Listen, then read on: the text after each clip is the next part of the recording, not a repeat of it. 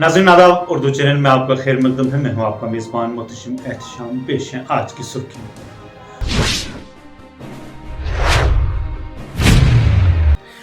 National conference के delegation का मेहंडर में एहतजाज। पुलिस थाना के बाहर 25 सितंबर को सखी मैदान में कवानीन की खिलाफ वर्जी करने वाले अफराद के खिलाफ सख्त कार्रवाई करने का किया मुतालबा। बहरहाल ये है कि मैं ये कहूँ कि बिलखसूस सखी मैदान के अंदर जो परसों जो टेंशन बनाई गई, वहाँ एक स्टेशन जो है वो सोकान लीडर टिकू वाजिद बशीर ने जो वहाँ कैप्चर किया हुआ था, तो वहाँ जाके एडमिनिस्ट्रेशन ने जो है उनको वो स्टेशन जो है वो आज़ाद करवाया। लेकिन उसके बाद जो हालात वाक़यात बने और सोकान लीडर जो है उसकी आप सारी वीडियो देखेंगे, वीडियो जो है उसकी चढ़ी हुई है, वो एक कम्युनिटी को चैलेंज कर रहा है। कभी ये कह रहा है कि वहाँ 4 गुजर जो है खड़े हैं, कभी वो कह रहा है कि ये गुजर जो है गुजर गर्दी है, और फिर साथ में ये गालियाँ निकालता है। ये गालियाँ जो हैं ये ऐसी गालियाँ नहीं निकालनी चाहिए ऐसे लीडर को। वो लीडर कहलाने का मुस्तहिक ही नहीं है कि अगर कोई किसी कम्युनिटी पर जो है टारगेट करे।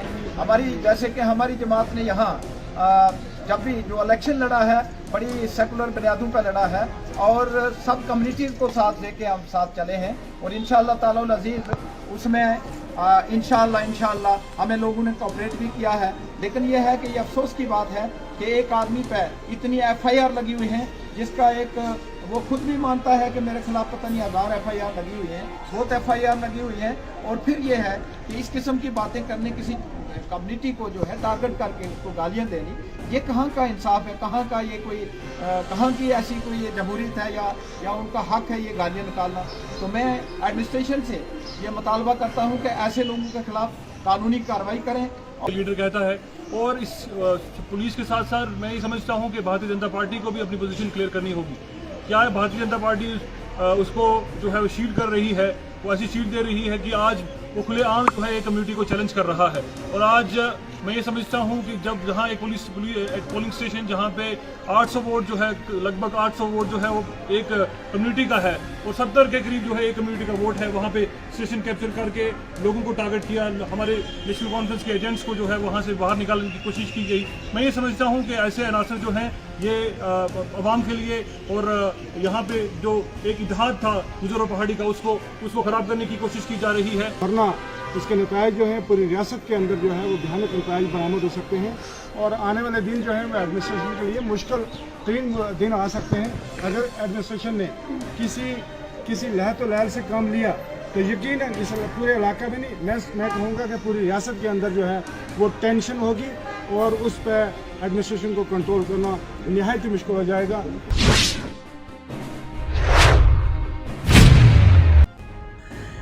ARTO पुंछ ने कहा, इंतखाबात के दौरान कोई भी गाड़ी बगैर कागजात के या फिटनेस के नहीं थी।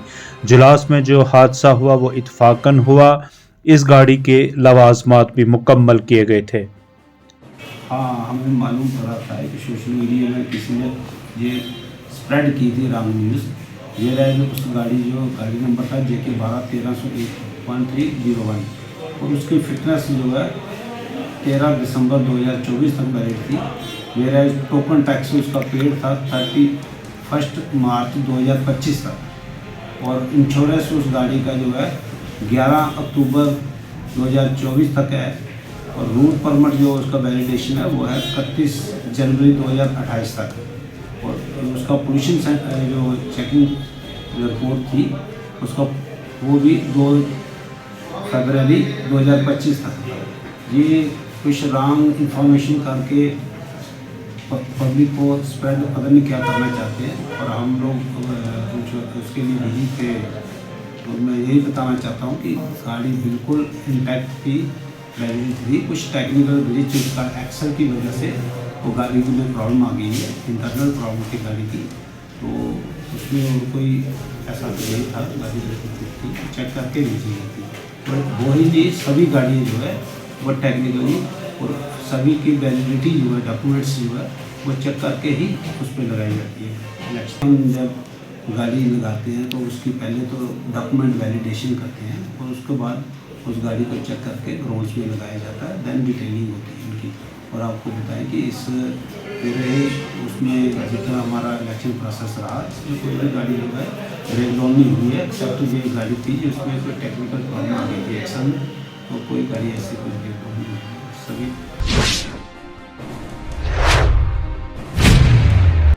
नेशनल कॉन्फ्रेंस के सदर उमर अब्दुल्ला ने उधमपुर में पार्टी नामजद उम्मीदवार सुनील वर्मा के हक में इंतखाबी रैली के दौरान खिताब किया। कहा, भारतीय जनता पार्टी के लीडरान नेशनल कॉन्फ्रेंस की फिक्र करना छोड़ दें, अपनी फिक्र करें।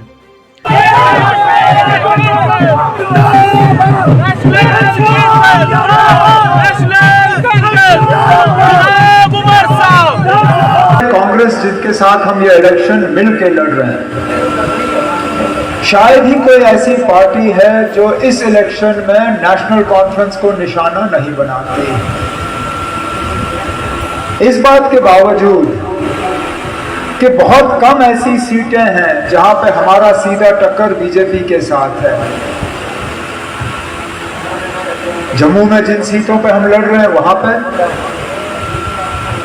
कश्मीर में मुश्किल से एक आध सीट पे, मैं तो कहूंगा 90 सीटों में शायद ही 4-5 सीटों पे हमारा सीधा मुकाबला बीजेपी के साथ है। लेकिन सबसे ज्यादा अगर बीजेपी का हमला किसी पे होता है तो वो नेशनल कॉन्फ्रेंस पे होता है। जब मंशूर की बात होती है तो नेशनल कॉन्फ्रेंस के मैनिफेस्टो के हवाले से बात होती है।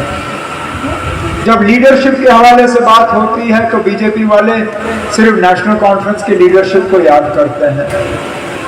और कल मुल्क के होम मिनिस्टर अमित शाह साहब यहाँ पे थे, उन्होंने तो इलेक्शन के नतीजों का भी ऐलान कर लिया है। इस बात के बावजूद कि अभी भी 40 सीटों पे वोट डालना बाकी है, लेकिन पता नहीं अमित शाह साहब के पास वो जादू की कौन सी छड़ी है कि वो मशीन के अंदर पहले ही झांक के देख सकता है कि वहां पड़ा क्या है, और लोगों को गुमराह करने की कोशिशों में कोई कसर बाकी नहीं रखी गई।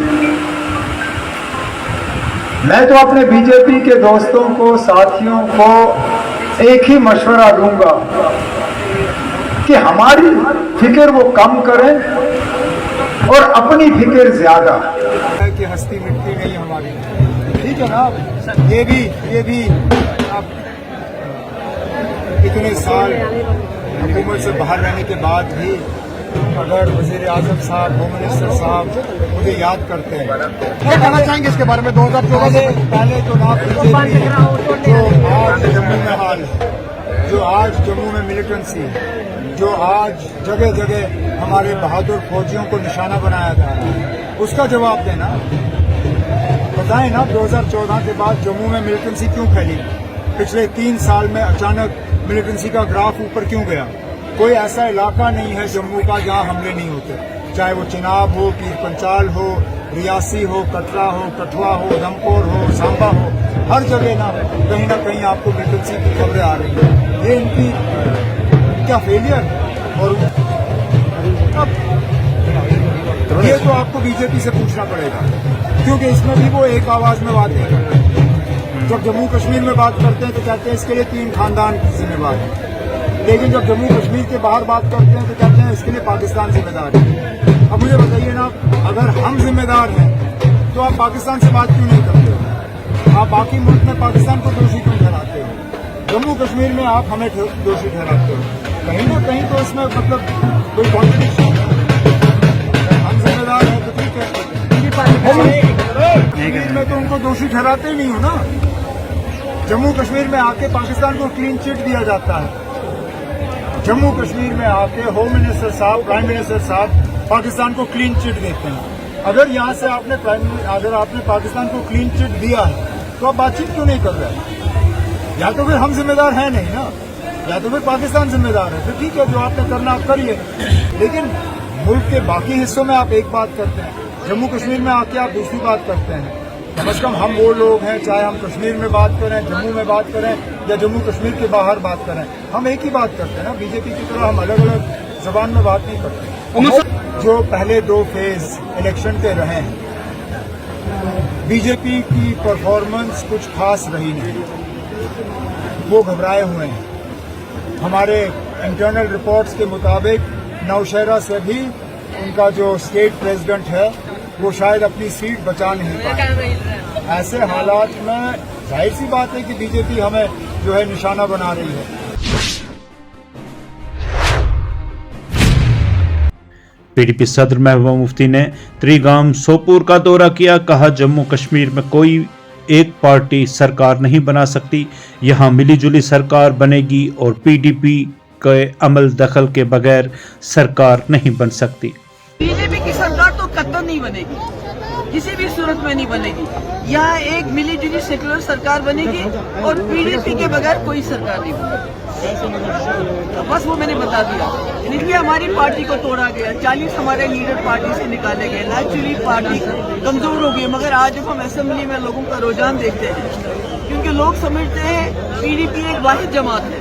जम्मू कश्मीर में सिर्फ अलहदगी पसंद मसले कश्मीर के हल के हवाले से बात करते थे, मगर मुफ्ती साहब पहले लीडर है, पहली जमात है जिसने जम्मू कश्मीर के मसले के हल के हवाले से असेंबली के अंदर भी बात की, पार्लियामेंट के अंदर भी बात की, और जब बीजेपी की सरकार थी वाजपेयी जी की, उनको भी तैयार किया पाकिस्तान से बात करने के लिए, हुर्रियत से बात करने के लिए, जब डॉक्टर मनमोहन सिंह की सरकार आई। और आज जब असेंबली के इलेक्शन होने वाले हैं तो पीडीपी वाहिद वो जमात होगी जो फिर से मसले कश्मीर के हल के हवाले से बात करेगी, क्योंकि हम नहीं समझते ये काम सिर्फ अलहदगी पसंदों का है। हम जम्मू कश्मीर के जो नुमाइंदे हैं, हिंदुस्तान के आईन के अंदर मसले कश्मीर के हल के हवाले से बात कर सकते हो, हमें करनी चाहिए। और पीडीपी वाहिद जमात है, इसलिए लोग पीडीपी की तरफ जोक दर जोक आते हैं। मैं उनका क्या कहूँ, वो तो समझते हैं, वो उनको तो ख्याल था कि शायद पीडीपी को फ्रैक्चर का, शायद पीडीपी खत्म होगी, पीडीपी जिंदा है। आपने लोगों का देखा इस वक्त रात को, औरतें, बच्चे, और ऐसा ही माहौल हर जगह है, जगह जगह है। क्योंकि मैंने पहले भी कहा पीडीपी वाहिद जमात है जो मेन स्ट्रीम होने के बावजूद मसले कश्मीर के हल के हवाले से बात करती है, और मसले कश्मीर के हल के हवाले से बहुत कुछ किया है। आज तक मुजफ्फराबाद रोड किसने खोला था, रावला कोट किसने खोला था, मुगल रोड किसने बनाया था? कितने कम वक्त में इतनी यूनिवर्सिटी, रहबर तालीम, टीचर, टास्क फोर्स को खत्म करना, इकवान को खत्म करना, ये काम तो किसी पार्टी ने। अखला गौ सेवा फाउंडेशन की श्रीनगर में पदयात्रा, गौ बचाओ जमीन बचाओ का लगाया नारा। हमको पूरा वर्ल्ड पोल्यूशन फ्री करना है, नेगेटिविटी से भी पोल्यूशन बढ़ जाता है, तो हमें इसको फ्री करना है। सो गाय के साथ आपको बहुत सुख मिलेगा, और इसके तो आपको बाकी फायदे पता ही है, करते हैं हम। इसका मिल्क में कितना होता है, इसमें होता है। धर्म में बोला है ये गाय को बचाने के लिए, ये गाय को बचाना हम सब भारतवासी के कर्तव्य है, ये गाय को बचाना। यहाँ पे मैं सुरेंद्र अंबेडकर जी का ने भी आया था 2 महीने पहले, उन्होंने भी ये महान कार्य ये आप कर सकते, हम सब मिलके करेंगे बोल के यहाँ के मुसलमान भाई को मैं प्रत्येक धन्यवाद करते हुए आप सबको मैं नमन करता हूँ, पाद नमस्कार करता हूँ। आप सब जने इतना अच्छा काज के लिए मेरा साथ दे रहे, सभी जने बोला कश्मीर नहीं जाना, कश्मीर में खतरा है बोल के, यहाँ पे कुछ भी खतरा मेरे को नहीं दिखा। ये हमारा भाई है, ये जैसा सग्गा भाई जैसा हमारे को आपका प्रेम मैं कभी नहीं बोलता हूँ, जिंदगी भर नहीं बोलता हूँ। यहाँ के मुसलमान का प्रेम, आप सभी लोगों को मैं आभार हूँ। हम सब मिलके ये गाय को बचाएंगे, ये मिट्टी को बचाएंगे, ये सब मिलके पर्यावरण। उर्दू चैनल में आज बस इतना ही। अपने मेजबान मोहतशिम शाम और उर्दू चैनल की पूरी टीम को दीजिए इजाजत। आप हमारा चैनल सब्सक्राइब करें, वीडियोस लाइक और शेयर करें, कमेंट बॉक्स में अपने तासरात से नवाजें और बेल आइकन लाजमी क्लिक करें। खुदा हाफिज।